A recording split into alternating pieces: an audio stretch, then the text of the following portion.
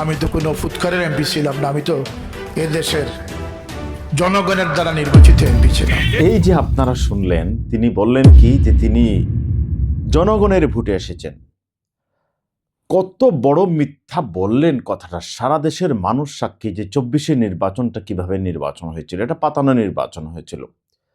এটা শেখ হাসিনা ফ্যাসিস্ট, সে সিলেক্ট করে দিয়েছিল কোথায় কে পাশ করবে, কোথায় কে ফেল করবে, এবং তার অধীনে এটা হয়েছিল। এবং এই হুসামুদ্দিন যিনি বলেছিলেন যে আমার নেত্রী শেখ হাসিনা, তো ফ্যাসিস্টের দূষর, সারাটা জীবন ফ্যাসিস্টের পা চেটে কাটিয়ে দিয়েছেন, আজকে বলেন জনগণের ভোটে পাশ করে জনগণের সেবা করতে এসেছেন। এই যে মিথ্যুক, এই মিথ্যাবাদী হচ্ছে আপনার ফুলতলি রহমতুল্লাহ আলাইহের সবচেয়ে বজ্জাত ছেলে, এবং ফুলতলি রহমতুল্লাহ আলাইহের যে সুনাম, এটাকে সে নষ্ট করছে।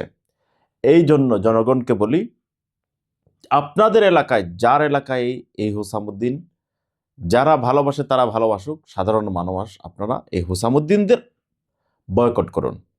যারা এই শেখ হাসিনার মতো ইসলাম বিরোধী, রাষ্ট্রবিরোধী, মানবতা বিরোধী এইরকম মানুষকে সাপোর্ট করবে, তাদেরকে আমরা বয়কট করব, প্রত্যাখ্যান করব। আমরা তাদেরকে সবভাবে প্রত্যাখ্যান করব, আর না হলে মন থেকে ঘৃণা করব। কারণ আমরা মানুষকে ভালোবাসি, আল্লাহকে ভালোবাসি, আল্লাহর সৃষ্টিকে ভালোবাসি। সুতরাং হুসামুদ্দিনের যে মিথ্যাবাদী, হুসামুদ্দিনের মতো মিথ্যাবাদীদের আল্লাহ হেদায়েত দান করুক। সবাই বলি আমিন।